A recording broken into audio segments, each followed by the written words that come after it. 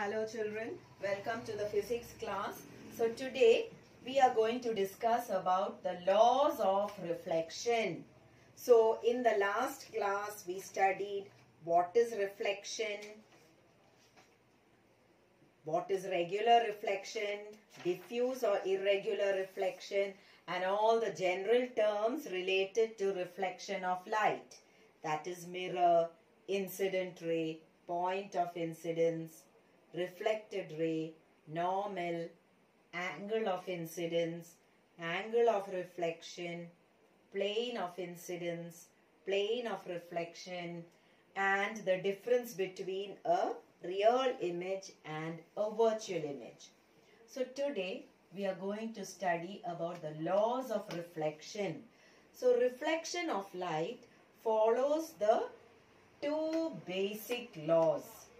So what are the two basic laws? The first one, the incident ray, the reflected ray, and the normal to the reflecting surface at the point of incidence lie on the same plane. So in this figure, AO is the incident ray, OB is the reflected ray, ON is the normal, the mirror is NM dash, and O is the point of incidence. So I hope you know all these terms, children, because I did that in the last class. So what does the first law state? The incident ray, the reflected ray, and the normal to the reflecting surface at the point of incidence lie on the same plane. So children, you should be careful when you draw this. You should draw the arrow marks properly. So the incident ray is coming and hitting the reflecting surface mirror. In this way you should draw the arrow, and it is going, bouncing off from the surface of the mirror. Okay, so here what do you have? The ray AO, OB, ON at the point O. They are all lying in the same plane. In this case, they are all on the plane of the board. In the case of your book, it is all on the plane of the paper. So the second law, the angle of incidence is always equal to the angle of reflection. Angle I is equal to angle R. So in this figure, what do we have? Angle AON is the angle of incidence. Angle BON is the angle of reflection.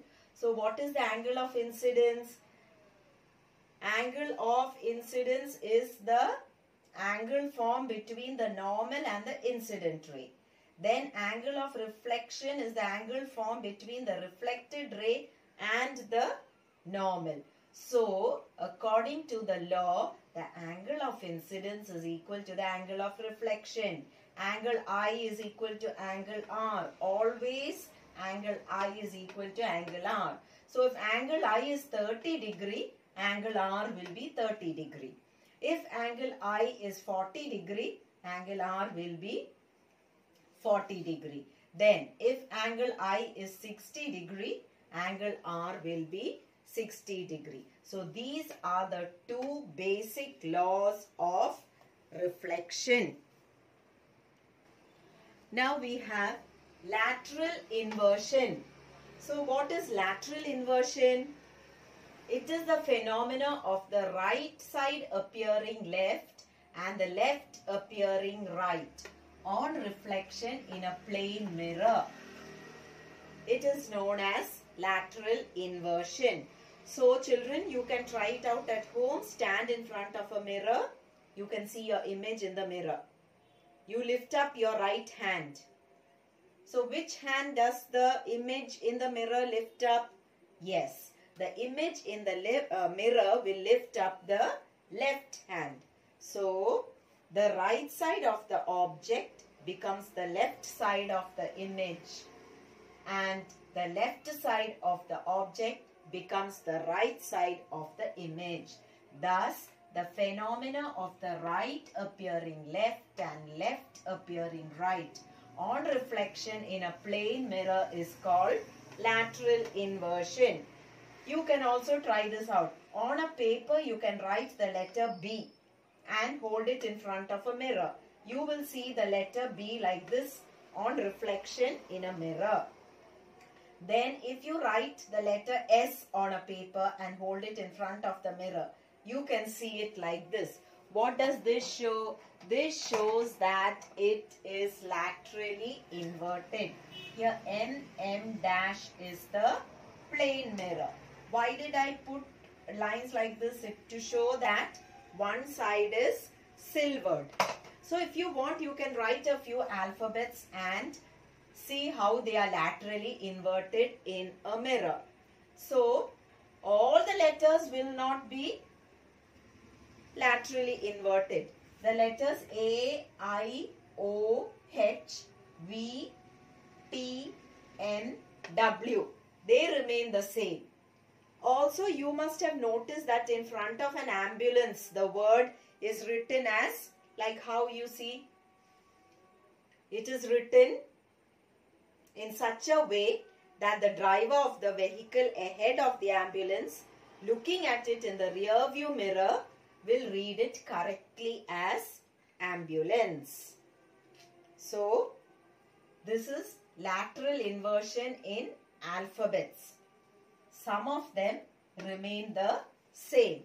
Also, when you note down the letter B in a mirror, suppose you keep the letter B 2 centimeters in front of the mirror.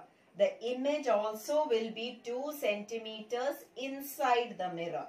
Suppose the letter S is kept at a distance of 5 centimeters from the mirror. This letter, which is laterally inverted, will be 5 centimeters inside the mirror. Suppose you stand 2 meters in front of the mirror. Where will your image be formed? Your image will be formed 2 meters inside the mirror. Next, we have the characteristics of an image formed by a plane mirror. So, what type of image is formed in a plane mirror? So, there are 5 characteristics of images formed in a plane mirror. The image is virtual. Virtual means it cannot be obtained on a screen. Second one, the image is erect or upright. It is straight.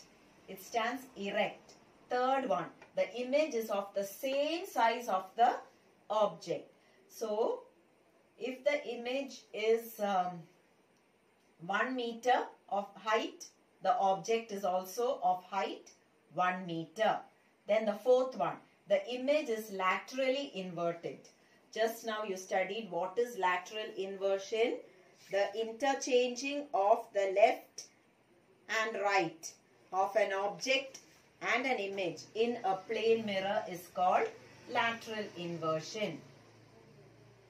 Then the fifth one, the image is formed as far behind the mirror as the object is in front of it. That means if you are standing 1 meter away from the mirror, where is your image formed? The image is formed 1 meter inside the mirror. So these are the 5 characteristics of an image formed by a plane mirror. Now we have the uses of a plane mirror. So the plane mirrors are used in many ways in our daily life. Okay, so some of them are. They are used as a looking glass. Looking glass means to see your face, used for makeup. Then, second, they are used by opticians. Who's an optician? Optician is a person who prescribes spectacles. So, they are used by opticians to increase the length of the room by keeping 2 mirrors on the opposite walls of the room. Why is this done? Why are 2 mirrors kept on the opposite walls of the room? So that the room looks bigger and longer. Then the third one, to provide false dimensions in jewelry shops. So they are used for providing false dimensions in the showcases, displaying jewelries, wristwatch, etc. So how is this done? Two mirrors are fixed to the opposite sides of the showcase. So because of this, multiple reflection takes place and the jewelry shop looks very bright and very big. Then fourth one, in solar cookers. What is a solar cooker? It's a cooker which heats up food substances with the help of sun's light. So they are used in solar cookers for reflecting the rays of sun into the inner part of the solar cookers. The fifth one, making a kaleidoscope. So what is a kaleidoscope? It is a kind of a toy. It consists of three plain mirrors. Okay, three plain mirror strips joined at an angle of 60 degrees to form a triangular prism. So this is kept inside a tube and you can put a few bangles, broken bangles or beads at one end. So when you see it from the other end, you can see beautiful patterns, hexagonal patterns can be seen due to the multiple images or multiple reflection of glass pieces formed by the mirrors. So the construction of a kaleidoscope is given in your textbook. If you are interested, you can make it. Sixth one, making a periscope. So what is a periscope? A periscope is a device used to see the objects which are not in the direct line of sight. Usually it is used in a submarine to see ships on the surface of water when the submarine is underwater. Then it's also used by soldiers hiding in trenches to see above the ground whether the enemy is approaching. Then if you want to see something, what is happening on the other side of the wall, you can use a periscope and you can see the image. So in a periscope, plain mirrors are used in a reflecting periscope. So the mirrors are arranged at 45 degrees and then the reflection takes place. So you have the picture of a periscope here. It is in the form of a Z shape.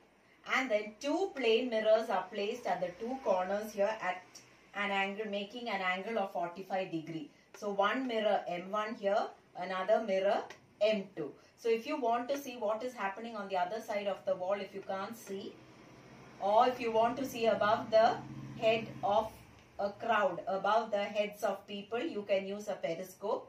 So suppose the object is here.